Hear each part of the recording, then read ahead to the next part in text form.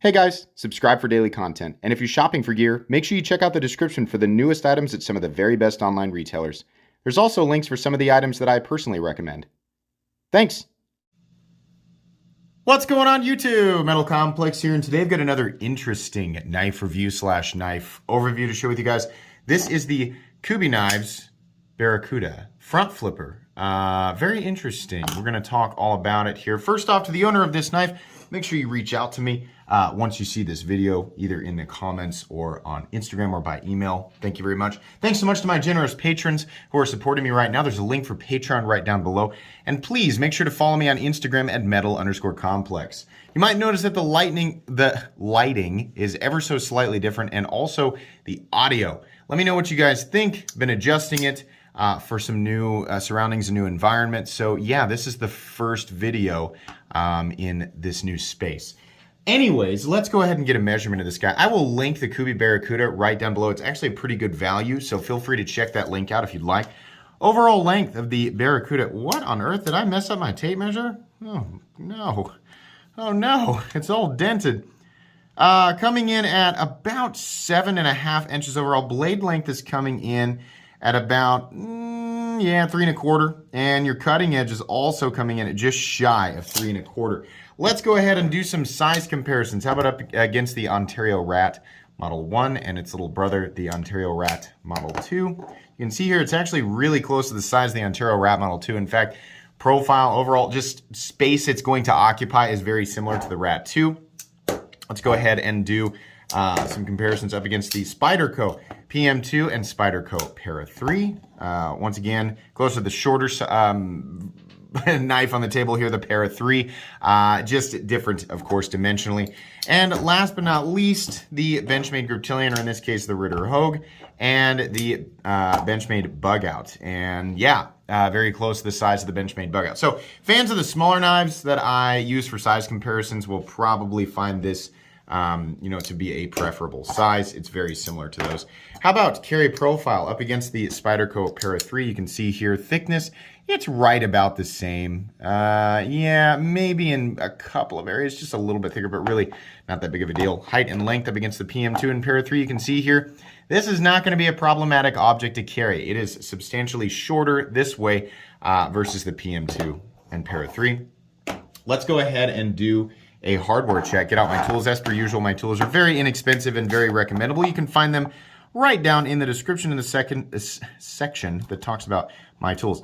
I think that's a T8 pivot. It's hard to say because the pivot is kind of sticking up a bit. Let's go ahead and check it. Pivot. Yep, pivot's a T8. T8 on both sides, and I believe the hardware is also T8. Yeah, and it goes through and is hidden on this side, so it's probably threaded into one side of the titanium, and then it just doesn't come out the other side, which is kind of neat. Pocket clip screw is also a T8. So minimal hardware, should be pretty easy to take apart. I like that. Definitely good. Let's go ahead and weigh it.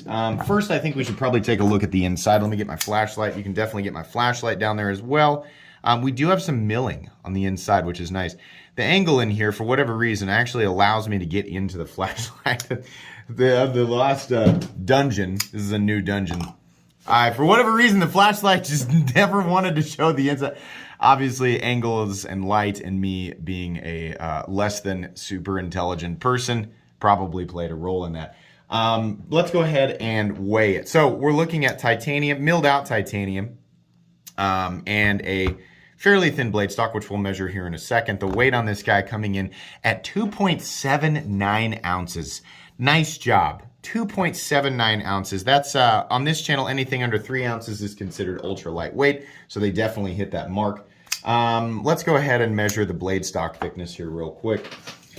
Blade stock thickness on the Kubey Barracuda. One moment. There we go. Coming in at 120 thousandths, so not a super thick blade stock. Definitely good measurements all the way around. All right, so this is a front flipper, and that front flipper definitely works. It has a little bit of a horn sticking out of the top, but that probably won't bother you unless you carry other things in your knife pocket. It does, the leverage allows for a nice snap. So this is one of those front flippers where if you're new to front flippers, this is really easy to figure out. really easy to get just after a couple of tries. On top of that, it's extra friendly because it is not a frame lock. There's a liner lock. Why is that important? Why is that something that's going to be friendly for new people and honestly preferable, even if you, are a veteran, a seasoned veteran with front flippers?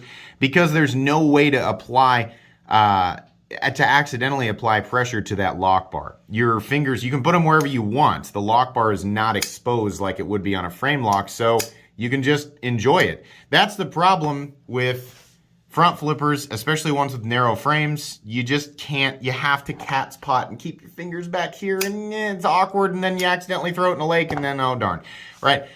No, yeah, this is super duper friendly. It is the only way to deploy it, so I'm really glad that they decided to not make this a frame lock. It's also very smooth, as you can see here, just moving that lock bar out of the way and giving it a little bit of a shake. Yeah, nice. I mean, Kubey's been pretty consistent with that type of stuff. In fact, I think they've just gotten better.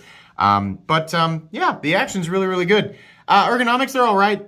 You can feel the clip, but it's not like it's sharp or anything like that. It just sticks up quite a bit. There's not an enormous amount of room to engage this knife, but the lines that they have laid out for you to hold this thing are, generally speaking, good. Sorry, we're shaking the camera there. And the jimping is in a good spot too. It's pretty good. It's not like, oh my gosh, hand melting, right? But yeah, you can hold on to the knife if you're going to, push down on it really hard. I would say the most comfortable position is like this. If you're going to hammer grip it, it's a little bit awkward because we have a little bit of curvature, right? There's a slant in the back, the scales, or back here, I guess, on the back of the knife, whatever the proper term is for this area of the knife, and then you can definitely feel the clip. I think it probably just didn't need to be so tall, but that's okay. There's nothing really sharp here. Edges have been nicely knocked down. Everything feels good. There's nothing really attacking my hands or anything like that. I kind of appreciate they just did a couple of things here, right? You can see how they've angled it. The scales come to a peak right here in the middle, and then they have centered this little fuller on the titanium. They've also carved a couple of areas out and just done a couple of little aesthetic things. They don't really add any meaning to it, but it's not overkill to the point where you're like, what the... it kind of has that futuristic look, but it doesn't give off a lot of knives, they do so much that it looks like space garbage. It just looks like a bunch of trash from various spaceships that has accumulated, stuck together in space, and is just flying around, right? They didn't go overkill on this, and I appreciate that. It looks pretty good. I also appreciate this it's sort of a teardrop pivot collar, and it's been anodized blue along with the backspacer and pocket clip and some of the screws on the other side. That's kind of nice. If there's a variation of this in color, I'm not aware of it, but you can certainly check that link. Usually when you see like a version like this, then there's another one that's black washed, but maybe not. Maybe it's just this. In any case, it's fine. It says Kubey on this side. Kind of, I don't know. A knife like this, I kind of just don't want to see the logo, but it's okay. And then I'll tell you, I got to be honest with you, I'm not familiar with the designer. I've never seen that logo before. The blade steel is S30V, which is an interesting choice. And initially when I unboxed it, I kind of hit on that. And some people reminded me, they were like, there's nothing wrong. Sometimes it's hard. You get used to seeing newer steels, and we see something like S30V, which is a steel that was considered the best steel or one of the best steels in like the early to mid 2000s. And then it kind of hovered around. It's a pretty good steel for like a decade. And then now, we see like S45EN, and now we have like M398 and M390. We have MagnaCut, and we all have all these crazy steels in our face. K390 and Maximate and all these. So S30V, while still a great and very balanced composition, is not like, it's not a budget steel. It's just a steel that we used to, like, it was like the steel of choice for everything that Benchmade came out with. And now it's just not as popular. But is it still a good composition? Well, yeah, absolutely. S30V is a great composition. It's an interesting choice in 2021 for this knife. But is it a good steel? Is it appropriate for the price range? Yeah, I can't really argue with it. It's a good stainless composition that's got great edge retention, pretty good toughness, and it's okay to sharpen. It's not quite as easy as S35VN, but it's definitely easier than M390. or S90V, S110V, stuff like that. So yeah, I don't really have a problem with it. I love the blade shape. I've actually come to prefer these types of blades over drop point blades for EDC just because the nose drops down and it's easier to do stuff like your draw cuts or getting into packages, things like that. It should also be pretty straightforward to sharpen because this edge has only a little tiny bit of curvature to it, right? So you're still going to be able to slice. Yeah, it should be pretty easy to sharpen. And it does come down to a relatively thin edge. I'll show you guys the taper on the blade there. There you go. Yeah, pretty good. Not a blade that you're going to want to go jamming into stuff and prying around. But then again, you probably shouldn't be doing that with any knife. The blade is good. The blade is straightforward. This is a nice EDC blade for sure. Really like that snap off the front flipper. I want to emphasize that. This is a really satisfying front flipper. And I feel very locked in the entire time that I'm doing this, right? Sometimes with front flippers, I'm like, oh, hold on to it, here it goes, right? If my hands were slightly slippery, I might accidentally launch it.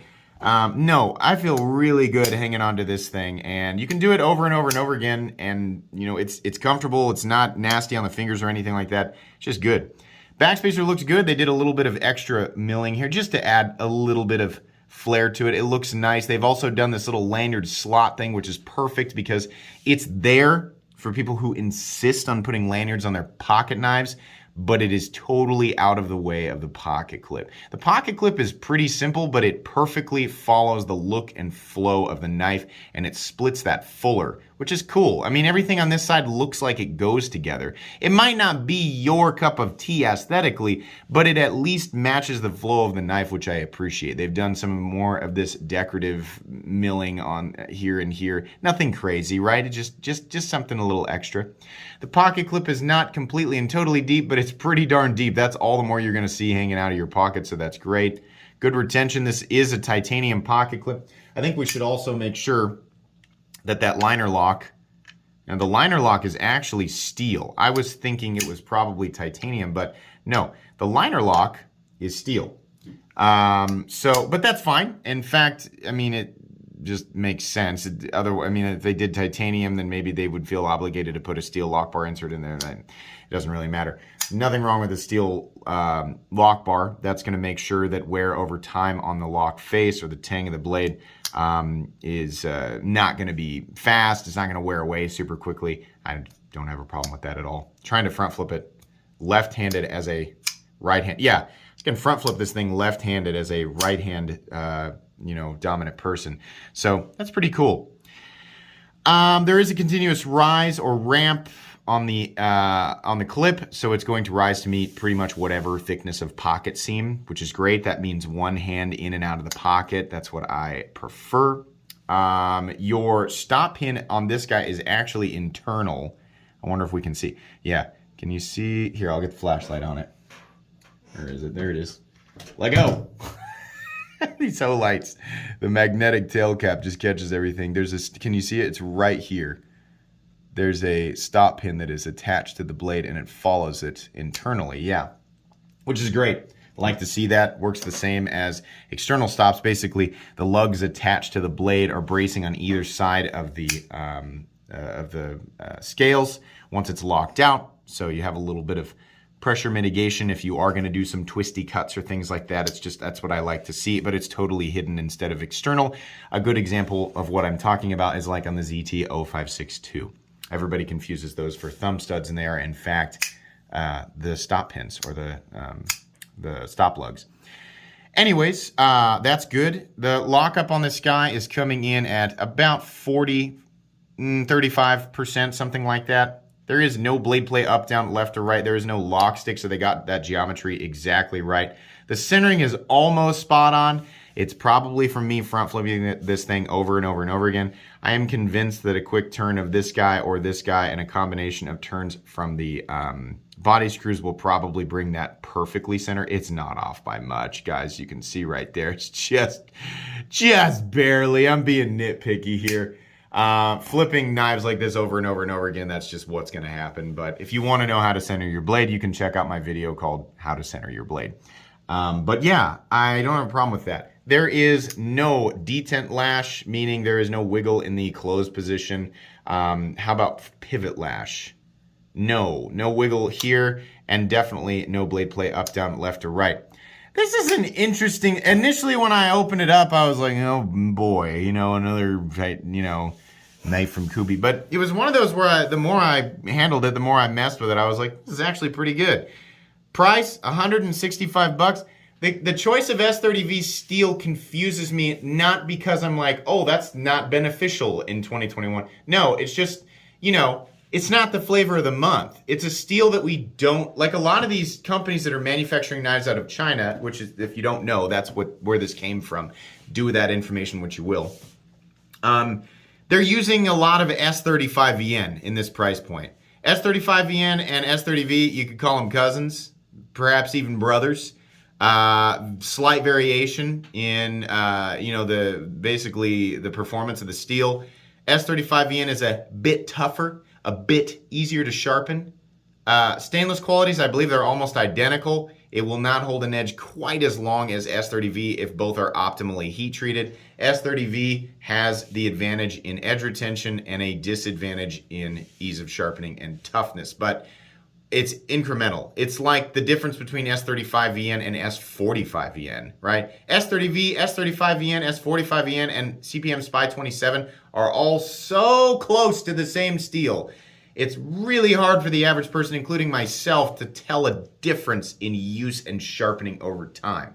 So, do I want to critique that? Not really. 165, how can I argue with it? You're getting titanium, nicely milled titanium, some anodized parts, a good steel, a steel that is still considered a super steel in 2021.